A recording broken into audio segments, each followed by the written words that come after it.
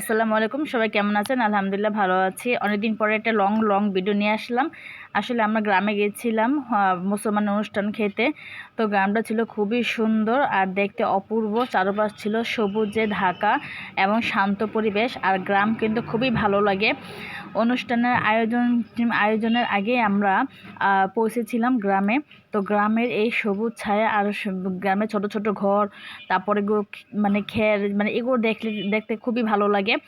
আর যখন গ্রামে অটো দিয়ে যাচ্ছিলাম তখন আমি ভিডিও ক্লিপ করে রেখেছিলাম মাঝখানে। তো দেখতে কিন্তু খুবই সুন্দর ছিল। আবার মাঝখানে কিছু বিল্ডিংও ছিল। তো অনেকেই আছে যারা বিল্ডিং করে রেখে যায়, পরে তারা ঘুরতে আসে বা একবার থাকে না, তারা ঘুরে যায়। তো এভাবে কিছু কিছু বিল্ডিংও দেখলাম, খুব সুন্দর আর সম্পূর্ণ সব সবুজে ভরা। তো দেখতে কিন্তু খুবই ভালো লাগে। তো এখানে বাসায় গিয়ে দেখলাম যে অনেক আয়োজন রেডি, প্রায় সন্ধ্যার কাছাকাছি হয়ে গেছে। তো গায়ে হলুদ দেওয়ার জন্য ওইগুলো রেডি করেছিল। তো আমি আর পুরো ভিডিও দেখাচ্ছিলাম না, কারণ কারোর ফেস আমি সামনে আনি না। তো এখানে আবার সকালে সবাই মিলে পান বাজছিল। তো আমিও বসে বসে পান ভাজ করে ধুয়ে নিয়েছিলাম, মানে পানের মাঝখান থেকে ছিঁড়ে তারপর ভাজ করে নিতে হয় ধুয়ে।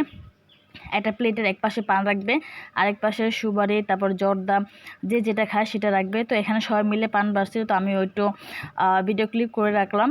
তো এখানে যখন পান বাসা শেষ, তারপর আমরা সবাই রেডি হয়ে তখন আমরা এই মাঠে চলে আসলাম। তো এটা হচ্ছে মাঠের মধ্যে, মানে বাতাস চারপাশ দিয়ে খুব সুন্দর বাতাসের জন্য ওই যে আমাদের যে ঘর, ওই ঘরের ঠিক এর পিছন দিয়ে এই বাগানটা। আর এই বাগানে খুবই সুন্দর বাতাস আসে, খুব ভালো লাগে। দেখা যায় যে গরমের অনেক সমস্যা, মানে বিদ্যুৎ একবার গেলে সহজ বিদ্যুৎ আসে না।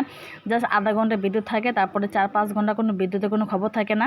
তো আমরা সবাই খাওয়া দাওয়ার পরে তারপরে এখানে আবার ছেলেদের জন্য নিলাম। তো ছেলেদের জন্য খাবার হাতে করে নিয়ে আসলাম, এসে বাগানে বসে খাওয়াচ্ছিলাম।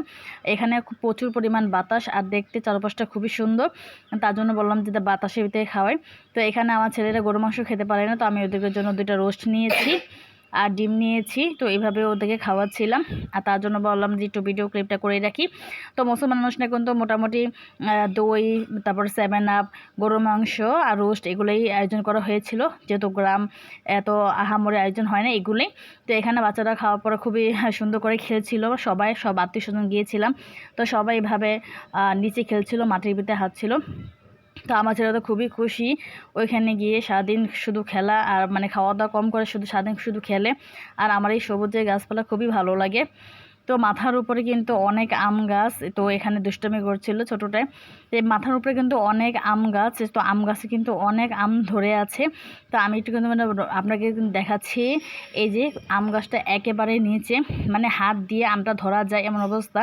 তো এন থেকে ভাবলাম যে আমটা ছিঁড়ে তারপর আমটা লবণ মরিচ দিয়ে খাই। তো এখানে আমটা নিয়ে তারপর আমরা সবাই মিলে একসাথে বসে লবণ আর মরিচ দিয়ে খাচ্ছিলাম। খুবই মজা হয়েছিল, মানে গাছে থেকে আম পাড়ে এভাবে খাওয়াটা কিন্তু অসম্ভব মজা।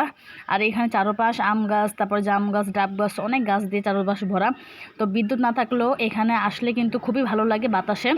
সো গ্রাম কিন্তু আমার খুবই ভালো লাগে। তো কার কার গ্রাম ভালো লাগে আর গাছে বেঁচে আম ঝুলে থাকলে কার কার ভালো লাগে অবশ্যই কমেন্ট করে জানাবেন।